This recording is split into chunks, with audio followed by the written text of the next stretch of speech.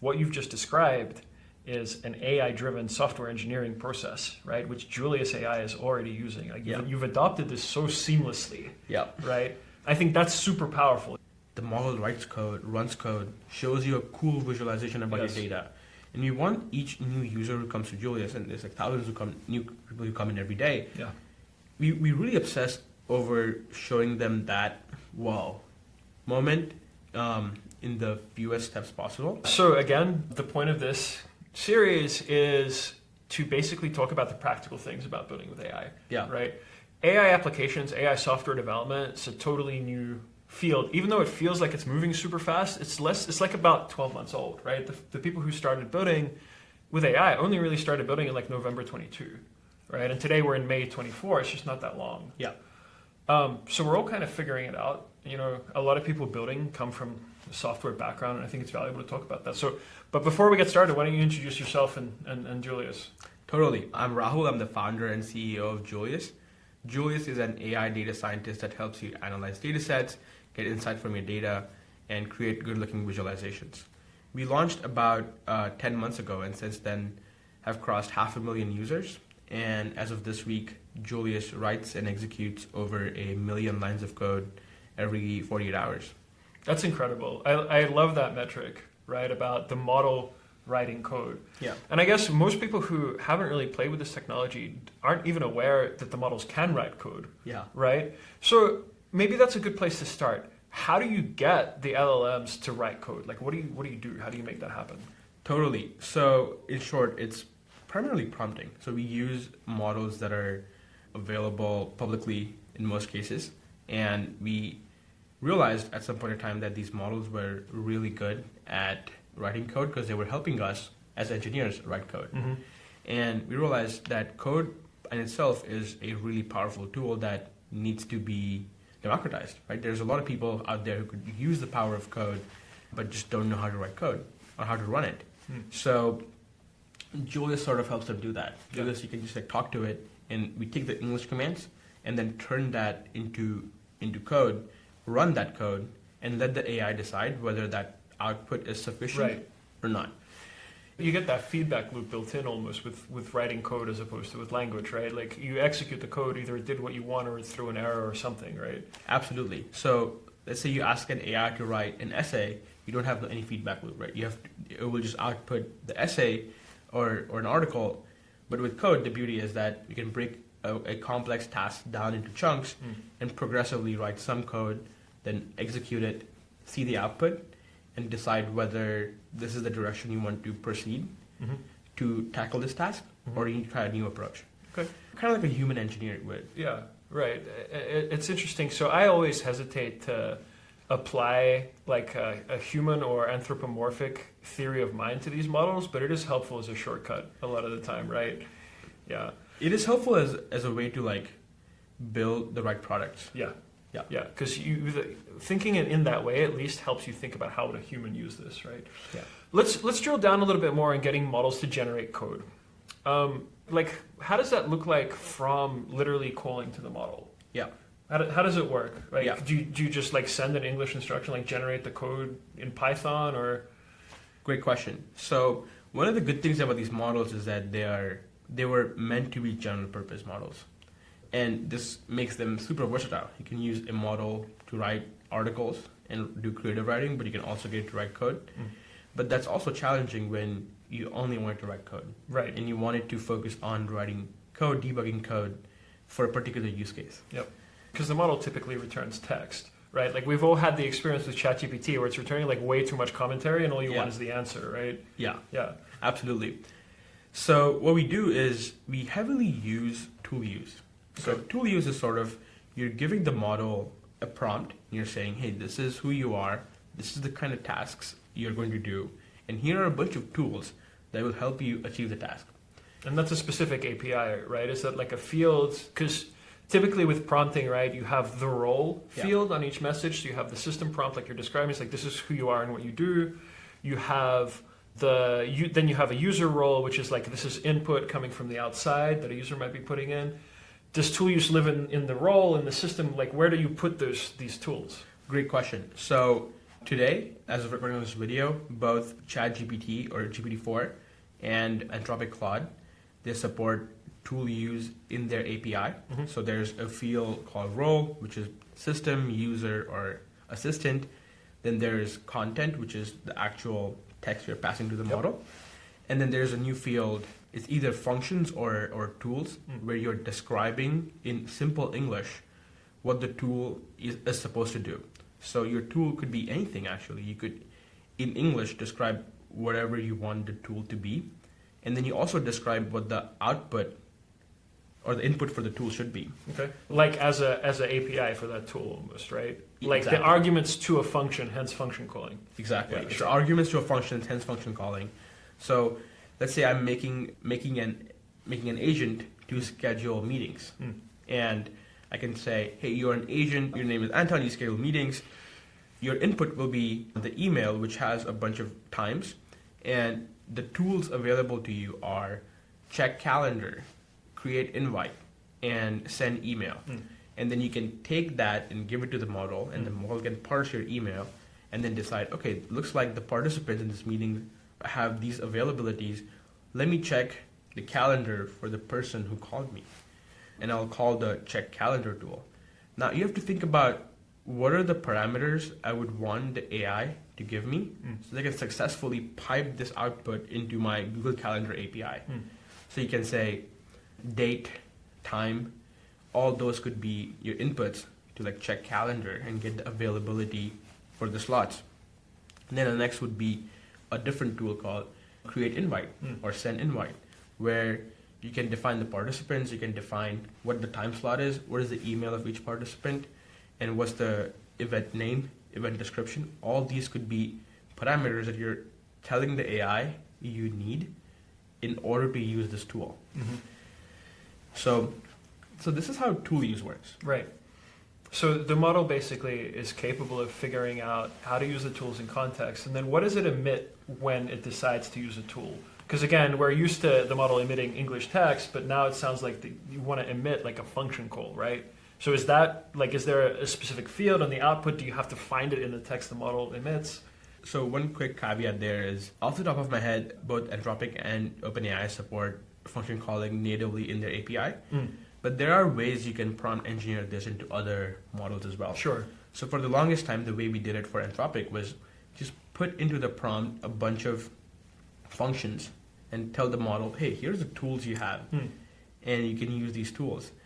And then put very specific instructions on like what text to output when it's using the tool, and then use some sort of regex to parse that in the model's output as indication that the model is trying to use a certain tool. Yeah, of course, then you're stuck with the problem of running a regex over unstructured human language, right? Yeah. Which is it's one of the biggest problems that we have is the flexibility of the models are a blessing and a curse, right? It's very difficult to actually like definitively constrain them.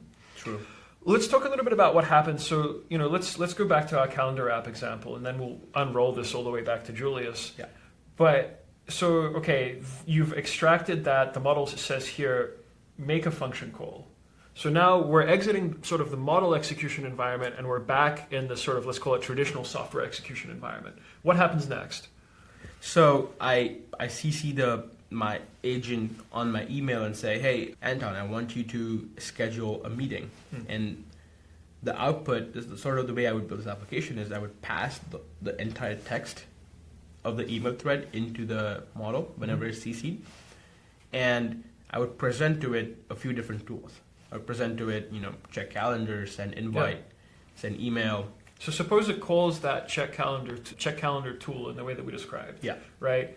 But it's not actually, like, it doesn't have access to the tool itself, right? Yeah. You have to call that for the model. So how does that happen, and what happens next? Great question. So we want this model's output to sort of trigger a chain of like deterministic actions that we can do. Yes.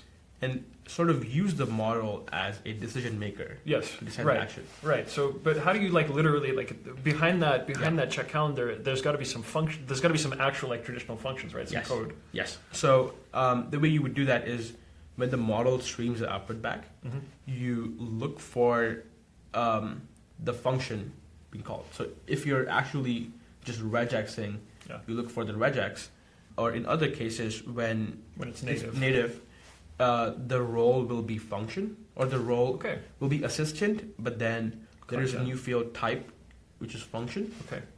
Oh, because it could be type content or type function. Yeah, Gotcha. yeah. And Makes sense. this is off the top of my head. And then in the content, it would actually, when it's calling a function, it will give you the arguments Right. that you have told it. And then you pass the args, and then it calls the function. And then you parse those args, you pass them into a deterministic code function. Yeah. Let's say you have an integration with Google Calendar. Yeah. And you would say, I need these and these arguments as required fields. Mm-hmm. And then you can also specify optional fields. Mm-hmm. So I guess in this case, the required would be, sure, you want to check calendar, but what day do you want to check the calendar for? What are the days? And the model's populating those arguments, and you send it along, and you get some response, Yeah. right, from, let's say, the Google Calendar API, Yeah. right? And it's up to you to process that. Yeah. So, we're, unrolling the stack, going back to Julius a little bit, obviously Julius isn't about just piping function calls through a UI, yeah, right? There's a lot more to it, and you've already talked about how there's multi-step reasoning built in because you want to support people who don't really want to understand how to do the function calling themselves. Let's unroll that a little bit. So we get output from a function that we call deterministically based on arguments that the model is passing us. It's say, hey, I want you to call. Basically, what the model is saying is, I want you to call this for me.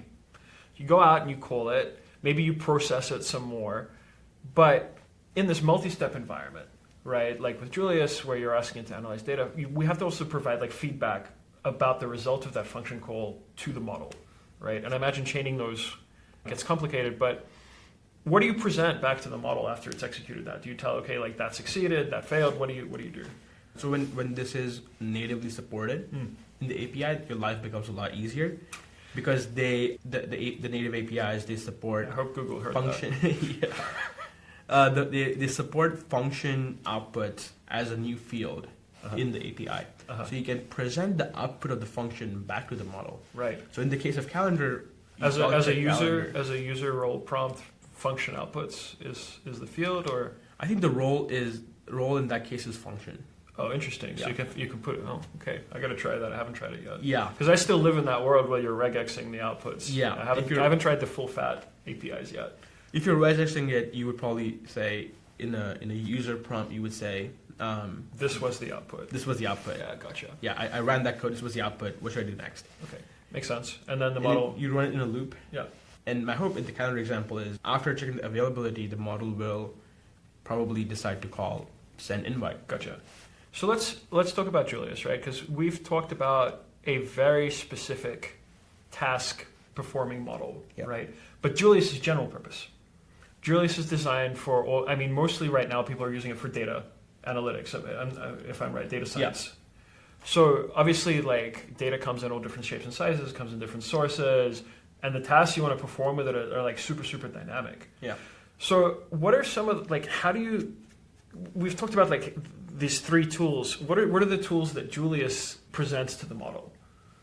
Great question. So when you first started, it was one tool, which was run Python code. Okay. Because Julius was built over a period of 2 or 3 weeks. It was very bare bones when we launched. We didn't have the time to even in the UI use any design. Like it was for all the like icons, we would just use emojis. It was. Well, that's the trend now, right? Yeah. Yeah. But when we launched, it was just 1 or 2 function calls. But what we realized as we Wait, which function calls did you have at launch? it was, I believe, off the top of my head, it was read file, and the other was run Python code, which was kind of like a catch-all. You can Okay. run any And kind it of would Python like code. so in the response to that run Python code tool, the model would put Python code in there for you to run in your interpreter. Exactly. Okay. So That's primitive. That's early. that's early, and bulk of our effort back then was spent towards setting up the infrastructure for the code interpretation. So for context, each user on Julius gets their own sandbox. You can upload your files to the sandbox. It has some CPUs, some memory, and the model can freely run code in the sandbox and do things, and sort of iterate in a loop and do the task you give it. So bulk of the effort was spent towards making those secure, getting those up and running, and then building the interface. I think that's one of the things about building applications is you probably want to innovate on things that that will help you build a better product right off the bat, and then get users, and then iterate. Yeah, that's what I always say for people building with AI today. And you and I have talked about this many times, and I mentioned it also previously when I spoke with Flo, but sometime in like early 23, people started using this phrase GPT wrapper. And I think that's such a mind-killing phrase. It immediately kills thinking and creativity about what we actually can do. Yeah. Right? And I think that people still don't understand that what people want out of software or something that's running on their computer is they want it to perform a defined task. Yeah. That's what they care about, right? And they don't want to think about how do I wrangle this general purpose system into performing this specified task for me, right? Which is essentially like Julius smooths that process for data science for a lot. Right, so I just really want to highlight at this part like how much contact with the real world user actually really matters with building with AI, right? Like you have to figure out what really matters, what they care about, and there were surprises for you along the way as well, right? Like Julius has really taken off, if I remember, in the education context right now too, which is super cool. Absolutely. So when we first launched, we thought the users for this would be data scientists and data analysts. Turns out most of the users are people who have data on their hands, and have a lot of curiosity about that data, but they lack the expertise to do the data science or data analysis on it. And it turns out it's just the market is crazy. It's so empowering, right? Like AI is empowering because it puts all of these things within reach. So despite the fact that I'm building a software company, I hate using computers. I don't like the fact that the problem I'm actually trying to solve forces me to go through this bottleneck of writing code. So now I have to learn how to write code and use the computer appropriately to complete the task that I actually want to complete. Yeah. So I can imagine being a scientist and being very frustrated by this because you have this rich, complex world that you understand very deeply, and you're only able to express it. It's like a foreign language, right? It's like when you're learning a language at the start, you can only express yourself very poorly in it. So imagine you have like these great ideas in science, but your only language is like code, which you don't understand very well. Yeah. Julius gets that out of the way, which is super cool. Thank you. But absolutely. So to your point about GPT wrappers, I mean, it really depends on who's asking. I feel like there's some people who ask from a place of good faith, like they're just genuinely curious, like does this use GPT or what model does it use? And for them, I have a really honest answer, like, hey, this is what we do, and this is how we built it. And I actually want more people to build really cool AI applications. I'm the same with you. That's why we're talking. You know, Julius should be an inspiration to many people. Yeah. There's so many people who don't get started because they want to build something specialized and really complex. Yes. So there's this whole thing about... classic trap. It's a classic trap. It's a nerd trap where I want to look cool to my colleagues or my friends. So, and this is like a running joke I have with Tristan, who is the founder of Readwise. Yeah. And he is in Toronto, and they do a lot of stuff with AI. And I told him, dude, one of the lowest status things you can do in San Francisco today is build a GPT wrapper. Because you don't want to go to a party and say, I'm building an AI application. And they ask you, is it so? Are you like training your own model? And you say, no, we're actually using the best models for what they're good at and then building a product with it. Yeah. And low status stays winning. Low status stays winning. Yeah. Yeah. Ultimately, our users don't care what model we use. Right. Our users really care about what problem we solve for them. Yeah. And as long as whether it be training our own model is the best way to solve that problem, we will do it. Whether it's like using somebody else's model to solve the problem, we'll do that. Yeah. But ultimately, we're just building, something that people want. It's honestly kind of the same for Chroma. I mean, when we launched, people were like, "What's difficult about like nearest neighbors search in vector space?" And it's like, that's not our job. Our job. Vector search is the way that we perform our job today, and like scalable vector search is something that's necessary to perform our job. But what Chroma is really for is getting data to the models, like so that you can build applications with data that the models can then process for you. That's what we do. And if there was a different way of doing it, I would just do it that way. Yeah. Right? So it's similar. It's what does the user actually care about in building your application? I want to go back to a little bit more of the technical details because we got started. We've talked about this like one iteration of this loop. Yeah. Right. And we've talked about the happy path where our agent manages to perform the task and gets the feedback that, hey, you're like making progress. Yeah. You mentioned at the start of our conversation here that Julius does this multi-stage. Yeah. So let's first talk about that. Like, obviously, there's the very rigid way of doing things, which is like, first perform this, and then if you succeed, perform that. Yeah. But that's not what Julius does, right? Yeah, absolutely. So there's some degree of freedom we give to the model. And one of the little secrets about building Julius is we figured out pretty early on that you can actually hack the shit out of... Can I cuss on this podcast? You can cuss on this. Okay. You can do whatever you want. We figured out pretty early on that we could hack the shit out of tool use. And I'll share a couple examples of how we do that. But it's sort of like these models are really good at... They are becoming good at picking tools to use. Yes. So the more specialized tools you make, the better they become at performing tasks. That's very interesting because that's a long way away from giving it a Python interpreter, right? Exactly. When you give it a Python interpreter, sure it will give you Python code, but when you give it a tool that says fix this specific kind of error in the code, the Python code, it suddenly becomes a lot better at fixing that kind of error. It's like getting in the model to focus, even though it's general purpose. Exactly. Get the model to focus even when it's general purpose. And we only came to this realization after we got a lot of users and we noticed patterns in which the model would succeed and patterns in which the model would fail.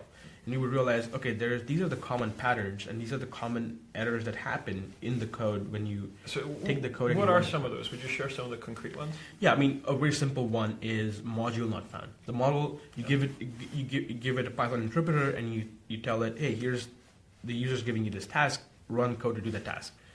And it tries to import some modules, run that code, and it realizes, oh, there is no module. This module doesn't exist in the environment. Now, there's a couple of different things that happen. One is you can simply reinstall the module, but you want to make sure that the version of the module is compatible with other packages and the dependencies, and there is no conflict issues. There's another example of this is fixing name not found. So what we realized is when users upload datasets, the datasets are really messy. So sometimes the model with its very limited understanding of what the user's dataset is, it tries to write code and run the code, and it runs into a bunch of errors. And when we realize through some telemetry that, oh, this error is related to the dataset, we give it functions like, clean dataset, and which has so it's not just the name of the function. The function has a field called description where you can give it really, really specific descriptions and instructions on, hey, try these 5 things, because that's where most errors tend to be. So we have these. So let's focus on this data cleaning use case, right? So we've identified that we need to run the data cleaning tools. Yeah. You've presented the model with the tool use API, basically the tool use fields that it then goes and populates, right? Yeah. But the model isn't cleaning the data itself. So is it like specific like, let's say a Python function that that these are common errors in the data set, or what is it? So an example of this could be you have a column called revenue. Yes. And the revenue sometimes it has a dollar sign. Some of the numbers have dollar signs. Some of the numbers are just numbers. Yeah. And this really confuses the model because you can give it like a df.head and it will give you top five rows. But when you have 1,000 rows, and that dollar sign could be on row number 700, right? And it's the only place that's in the entire table. Exactly. Yeah. So you can give it instructions like, check if the values in this column are consistent, and if they're not, find the values that are not consistent. Write code to find the outliers or values that are not consistent. So those functions are dynamically generated. Those functions can be. So we check what column the error happened in. Let's say the model tried to create a sum of revenue, like what's my total revenue, and then some error got spit out. So error got spit out. Just the error log says this column had a name error or a type error. In this case, is type error. So we check that and we say, okay, the column is this, type error is this. Let's write dynamic instructions for the model to inspect column. Function is called inspect column. You know, give it. But this inspect column, this is something that you have, for want of a better word, like hard coded somewhere because it's so common. Is that right? So in some cases, yeah, not inspect column is not hard coded, but there are other cases where their function is just purely hard coded. Gotcha. In like just pure Python code. Yeah. In this case, we're giving the model a little more freedom of like, hey, how to implement.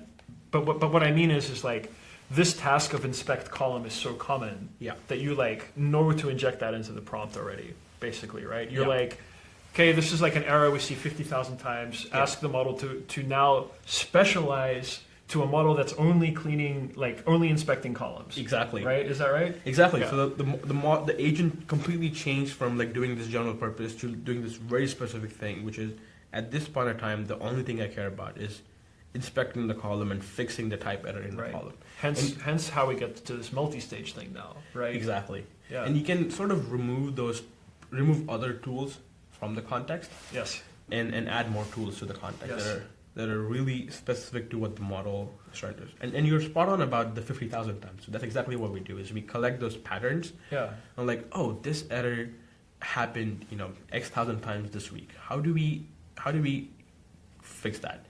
An example of this was November 7th when GPT-4 Turbo launched. We realized that our file import errors just skyrocketed. And turns out OpenAI, in their training data, they collect a lot of data, right?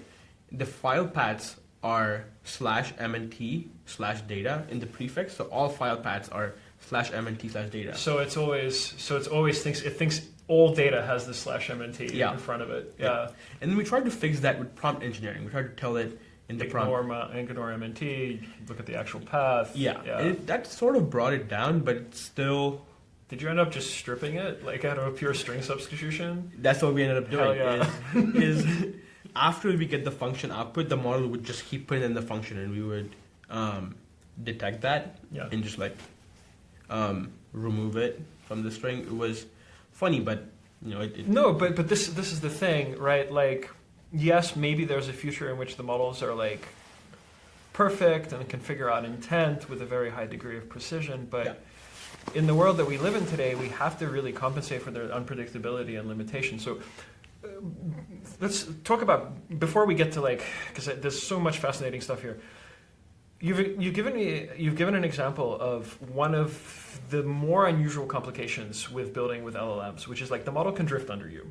We're used to it in software. Someone pushes a package somewhere, API compatibility is broken. It's like five points down the tree. Yeah. But here, again, because the models are so flexible, it's like, did something even change? How do you look for that? Obviously, you guys have got error telemetry, but yeah, totally. We have that's been an ongoing thing that we are always trying to improve, and I don't think we will have a solution that would solve it for us for all future cases. So you just basically have to stay on top of it, right? You just stay on top of it. There's a couple things you can do. So right now we're investing in evals. For the longest time, our evals were vibes. For a real long time, our evals were all vibes, where we realized that as long as we are talking to a lot of users and we have this tight feedback loop with our power users, you're on the phone with them. Yeah, so one of the things the users, if you pay for the pro plan on Julius, you get my phone number, and usually it's all nice things. People text me candid feedback like, hey, it would be great if you could have this. Yeah. But once a month we go down for a few hours, and then they call me at midnight. I'm trying to finish this work, and I've got this assignment, Drew. Yeah. Yeah. I get some of those, but via email. Anyway, so yeah, you talk with the power users. You were talking about evals. So yeah, that tight feedback loop got us pretty far, and I think one of the things about building applications or like AI applications is, there's a lot of noise of like people will tell you, you need this to build an application. Yes. You need evals. You need you need the best this, and you need, and before all this, which is again, it's a classic software trap. Yeah. Right. I'm always inspired by Peter Levels, who's like the guy just cranks out websites and web apps, right? Yeah. And people often ask him like what like frameworks and whatever he uses. He's like, no, man, it's just raw PHP and jQuery. I build these multi-million-dollar businesses with raw PHP and jQuery. It's literally like no understanding the user is what's the important thing. Yeah, it's very inspirational. If you need inspiration about how you should build software that people actually really care about, just go and look at some of the stuff that Peter built. Absolutely, he is a big inspiration. I think he's a little crazy for using PHP and jQuery, but I respect. Look, man, it works. Right? It works. I respect him for doing that. Yeah. I none of us on the team are front end engineers, but we build front end and we use like Vercel. Yeah. For that, and there's tools out there that you could plug together and just use, right? Like, don't overthink it. Don't overthink it. Yeah. I think in case of Peter Levels, it's more like he just knows PHP and jQuerry. Like, why would he learn anything? And he's like fluent in it, which is again like, why would you learn another language? Why would you download like how another person thought about this problem when it's not the problem you're trying to solve? Yeah. Right. Anyway, back to evals. So now evals matter because you have enough. Like, when did you decide to make that jump? We decided to make that jump around the time when we started supporting a second programming language, which is R. Yep. So pretty recent, right? Pretty recent. Cool. Yes. So our users for the longest time emailed us and said, "This is awesome! Like, this is so helpful! Like, could you support R?" And we didn't get it because none of us on the team knows R, and we just told them, like, guys, you can do the same thing in R in Python. Yeah. But turns out that they don't speak Python. You know, speak Python, and a lot of their other work is in R. Yeah. Or the people they work with use R. Yeah. So we launched R kernels on Julius. Now Julius can also write and execute R code. And when that happened, we realized, the dependencies we got to manage are 2x. We got to manage the R kernels and Python kernels. Yes. And now we have like thousands of users using it every day. We could unintentionally break things and not know about it. Yes. And our testing matrix is just like doubled now because, we have to have twice as many tools. Yeah. We have to have. It's a combinatorial explosion all the time. Yeah. Right. And it's like, given what you've said about building specialized tools to fix errors specific to, for example, importing Python modules. Yeah. Right. As soon as you introduce another language in your model, that means more specialized tools. Yeah. Yeah. Exactly. So that's when we decided to build evals, and it's an ongoing project. Of course. I mean, it never ends. Yeah. It's a thing we have to collect over time. Like, we just collect evals and how to use evals, but that's sort of how we do reliability. What are some of the evals that you run? So a pretty common one is just end-to-end integration, which is can when a user uploads a data set, can we, and you ask a simple question like, show me something interesting about that data. Can we get the user to a magic moment as soon as possible, right. Which is the model writes code, runs code, shows you a cool visualization about your data. And we want each new user who comes to Julius, and there's like thousands new people who come in every day. Yeah. We really obsess over showing them that wow moment in the fewest steps possible. Yep. And so that's a pretty common thing that we want to make sure always works. There's some crazy things. For example, we have a user in the UK who does TensorFlow stuff on his phone. So he doesn't even use the Julius web app. He uses the phone, and he's starting to do some model training on his phone because he just loves how you can do it. This is with English. He's actually a data scientist, and one of the things is because he's such a power user, we love supporting him. Yeah. So do those dependencies break when we add a new package to the environment by default? And does the models themselves, they change, right? So the models, they have a knowledge cutoff date. Yes. So when you're using GPT-4 0314, which is a year and 2 months old model, its knowledge cutoff is 2022. And 2022 there was a different version of Pandas or TensorFlow. And that's the version that the model remembers. Yes. Now, you can either do two things. One is you tell the model to use the latest version that it doesn't know. Yep. Or you make you restrict your environment to the mouse code update. And that complexity also increases when you want to support multiple packages. You also have to kind of online learn what the model knows about what packages are available at any given time, right? Yeah. Because it's strongly a function of not just when did this package start to exist, but how common was it in the training data? Yeah. Right? Yeah. Yeah, what a pain in the ass. Yeah, it is a real pain. And it became a real pain with R because R packages are pinned to the version of R. Yes, So it's a whole different package management metaphor. Yeah. Yeah. So, making sure we have a lot of evals around that. Okay. Do our dependencies work? Are they compatible with the model? Because let's say you threw in GPT 4.0 and the knowledge cutoff rate is like late 2023. Now we have to go back and recheck what packages are available Yeah. to the model. Yeah, that's great as an eval. Do you guys have anything like unit testing for like a specific specialized tool, or is you still going by vibes there?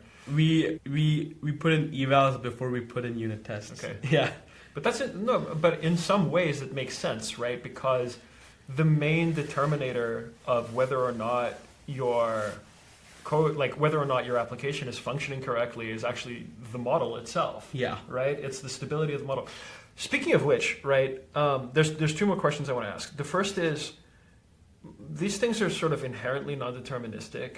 Are you running at temperature 0? So temperature obviously determines like how deterministic the model's text completion is going to be given the same prompt. Are you usually running at temperature 0? A lot of people are. Great question. We're running super close to 0. Close, but not equal to. Why not? We just from vibes we thought it did better. I think we run like 0.1 or something. Okay. One thing we need to, and this is a good idea I just got, which is with error correction. Yes. We might want to try slightly higher temperature. Let's say you're in the 4th loop of trying to fix an error. Yeah, you don't want the same output again. I've seen this many times. Yeah.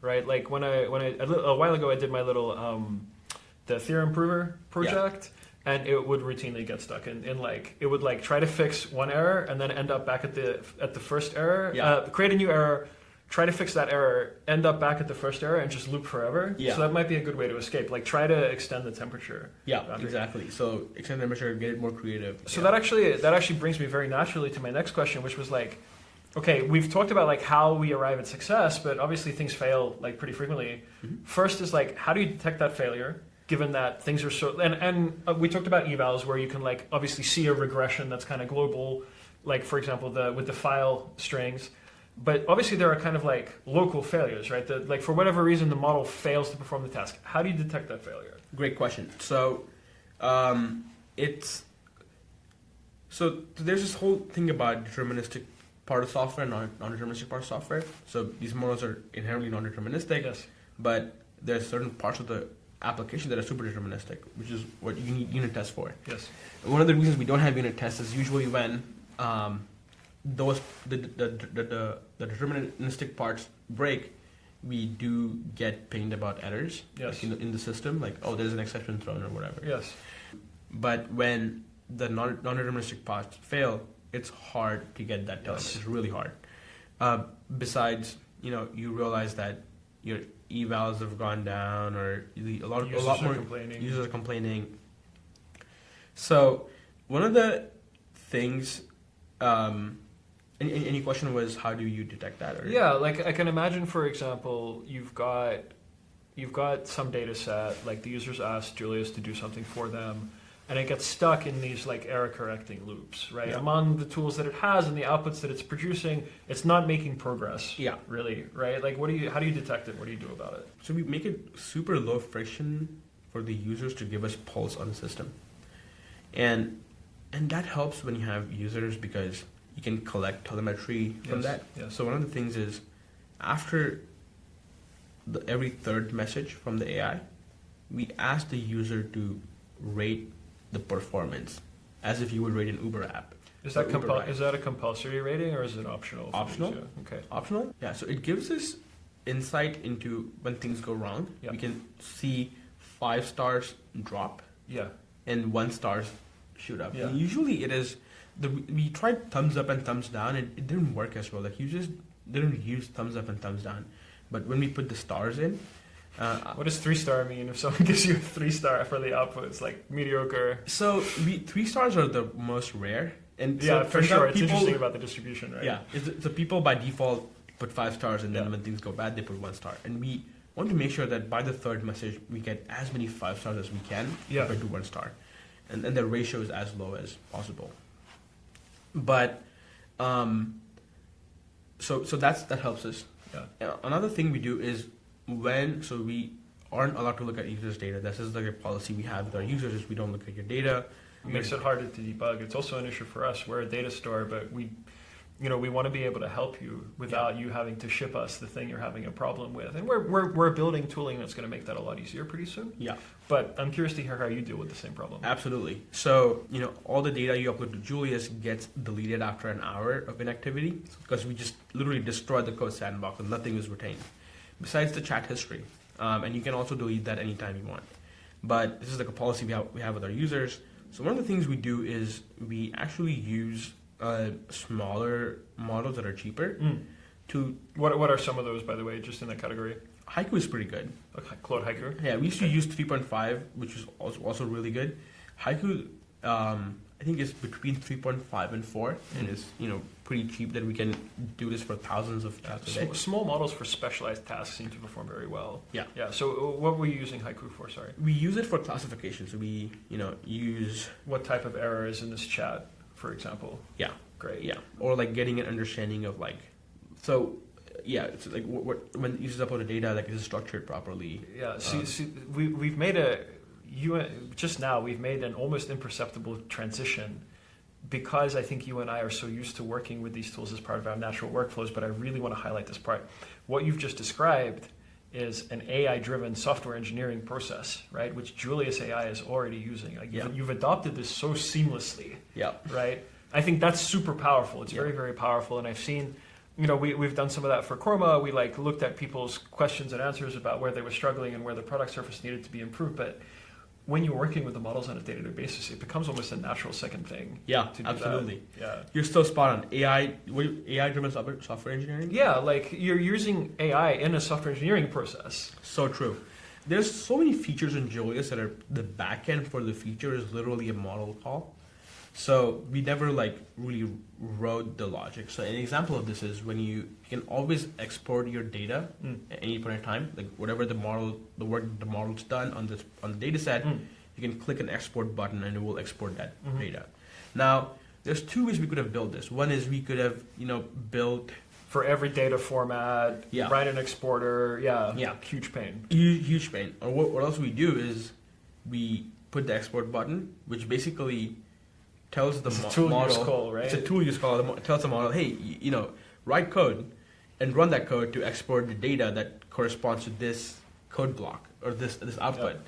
And the model just does it, and it does it pretty well. We have a graph editor that's entirely, GPT-4 based, where you can sort of click edit graph, and it takes the graph generated by the model, takes the code that generated the graph, and then comes up with a JSON of parameters that you can sort of toggle in the UI, like make it wider, make it smaller, and all that just pipes to code. Yeah. And it's all dynamically generated UI. Yeah. Right. It's just super cool. And again, these are little innovations that you land on by having actual users, and to get the actual users, just build something useful, right? Totally. I mean, I think there's this whole you mentioned about GPT wrapper. It's mind killing. It's just so mind killing. It removes all creativity immediately. Yeah. Like you could be building so many cool things if you just gone that out of your head. Maybe the model will do it someday, but I promise you're going to learn a lot about the users. Obviously GPT-4 does the stuff that you're saying it can do today, right? It can generate dynamic UI against data. Yeah. But you've packaged this in a way where it's actually useful to the user, and you've learned that users actually want this in the first place. Yeah. Right? That's important. Let me ask you 2 last questions, and then we can finish up. The first is, what is the most surprising thing that you've encountered in building with AI models? Building software with. Totally. I think there's a few different things that I found really surprising. So for context, I was a software engineer before building Julius, and I think one of the things is, of course, these models are non-deterministic. Yeah. But that's sort of like an advantage because you can run the same prompt from the same model and get a different output at a different time. And you can sort of leverage that for something really, really powerful, which is you can give it new tools and get it to fix errors. And dynamically generate those tools even. I think the other thing which I couldn't have predicted when I first started building, products in AI, it was that I was trying too heavily to take the concepts that I had before and the ideas that I had before and try to apply them in an AI native way. Right. So an example of this is, let's say, cursor. Right. Right. So you try to. I use Cursor as an AI IDE, and what they're doing is they're kind of like thinking from first principles. Like if you had an IDE that was just AI native, like what would that look like? Yeah. What would it do? Yeah. Another example of this is I don't think anyone could have predicted a tool like Midjourney. No, of course not. Yeah. It's just like so interesting that it's a really interesting phenomenon where millions of people want to type a prompt into Discord and watch an image being generated. And I think the real power of that, actually, I've thought for a long time, is like, why is Midjourney so successful? There's plenty of there's plenty of ways for people to get pictures, right? There has been for a long time. Yeah. I think the most overlooked piece in UI for AI in general is how iterative it is in getting to the end of the problem. So, for example, right, like, if you're writing software, it's very difficult to write it iteratively. Yeah. Because you have to have a completed program before you even get the first output, before you can even start iterating on it. Yeah. With AI, you can have like partially something that has the right vibe, and then you can start narrowing it down in a really iterative way. I think that's very unique about UI. Absolutely. AI, sorry. AI. Yeah, I agree. And it's just, there's so many interesting ideas out there to build that, I mean, who could have predicted these tools, right? Who could have predicted Julius? It's just, the best way is you experiment, you start play with it, play with it, and these models are really fun to play with once you have sort of the intuition how to play with them. Julius wasn't the first idea that we worked on. It was probably the 5th or 6th idea, and the first 5 didn't work out, and it's okay. But you learned something from them as well, right? You started to kind of like onboard a sense, a feeling of how the models work, right, and what they can and can't do, and how you should work with them. I've definitely had that sense too. I think it's really important. Like, even though Chroma isn't really a model company and we don't build AI applications, we do support the builders of AI applications, and playing with the model pretty much. Like, I play with it every day. I try to make it do something unusual while I have some long compute running, and it's fun. Like, one of my favorites is to like try to gaslight GPT into believing things that aren't true. Like, I mean, look. Like, for example, I have this chat somewhere where I try to convince it that there was a nuclear war in 1812 and it's being deliberately held away from its training data, and I'm asking it, why would someone lie to you like that? And it's like watching it struggle, which is a little mean, but like I want to see how it thinks. And the other thing is like the Golden Gate Claude was very funny. I don't know if you gave it a shot. I loved it. It's just fun. This is fun. It should be fun. That's got to be the core of all of this. Yeah. Let me ask you the last question for this, which is, obviously there's been, we're describing Julius as this like fairly, it's not mature, it's very much, it's still being built. There's a lot to do. The core of it is very, very useful. People love it, but it didn't spring forth fully formed, right? So what did you wish you know, or what's like pain you ran into that you like, if you could have easily avoided if you knew about it in advance? Is there anything like that in the story of Julius? That I should have avoided? Yeah, if like now you've got the experience, so you've learned the lesson. But if you had already known that, if you had given advice to like your previous self when you started building Julius, what would that be? There's 2 things. One of them is remove like the complexity to getting a new user to that awesome wow moment. Yeah. So like when a user starts using Julius, we used to put a lot of things in the way that we thought the users would want, but really like, so one of the things was we thought, the more things we add to the UI, the more it would educate the user on how to use the tool. Yeah. And we try all these ideas, and the users would just sort of go to the input box. They just wanted to talk to the AI. Nobody ever reads. That's nobody ever true. reads. And soon we realized that all this stuff is getting in the way of the user. We have to make the first experience really, really simple, and then we can still add those things into the chat as like generative UI features, right. and sort of. But that requires knowing about the model that like you as the developer of Julius have the confidence that the model can perform this task. Yeah, yeah, and then sort of selectively surface that to the user when you think it is appropriate for the circumstances. So like, see, I think that's actually also very, very underrated in AI development right now. Yeah.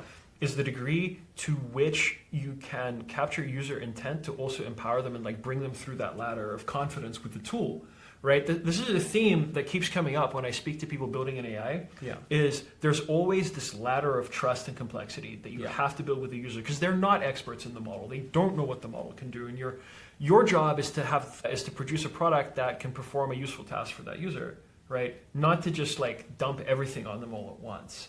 And AI can be really, really good at that because they know where the user's at, and they know, and the model kind of knows like what can be done. And so connecting like ability to intent at the right time is something really powerful and underexplored right now, I think.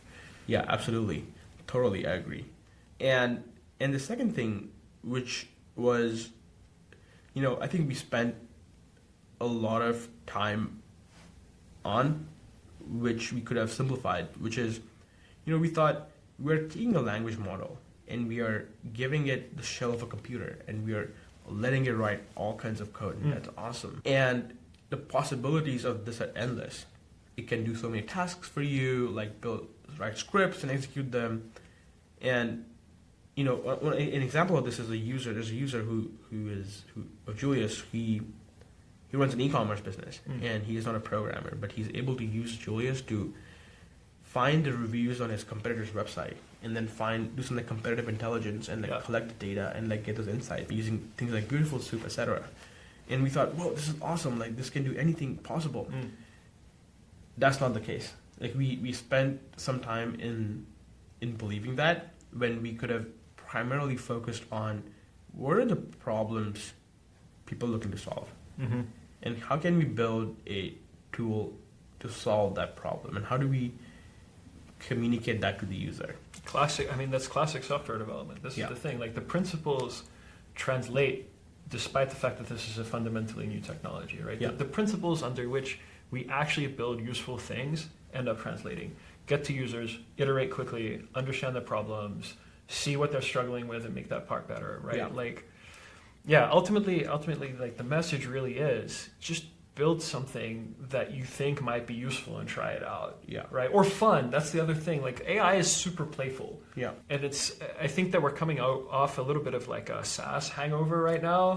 With software. Because like the late 2010s were like, these SaaS companies selling sales automation stuff. And fine businesses, but very little play. In building something like that. And there were a few consumer AI is just like, it's so much more playful. It reminds me very much of the early web. Like people would put up random websites about whatever and immediately be able to show the world. You're able to just like get the models to do whatever you want. Anyone has access to them in the same way. So it's just much more playful than that. 100%. It's just so much more playful. I think, given where the models are today, we have probably only built 1% of the applications that can build. I completely agree with you. I completely agree. What I actually think is, the speed limit right now probably isn't model capability. I think that like even what you've taught us with Julius, right? Like that's already like fairly science fictional even from 5 years ago. That you can have these general purpose generative UIs just popping up for serious data science. So I think that the model capabilities are no longer the bottleneck. I think the bottleneck is actually human imagination and human like trying stuff. Right. So that's we really want to encourage that. We want more ideas. We want more people playing with those ideas. People should build. Yeah. All right, man. Thanks very much. That was great. Thanks for having me, Anton. Of course. Yeah. Anytime.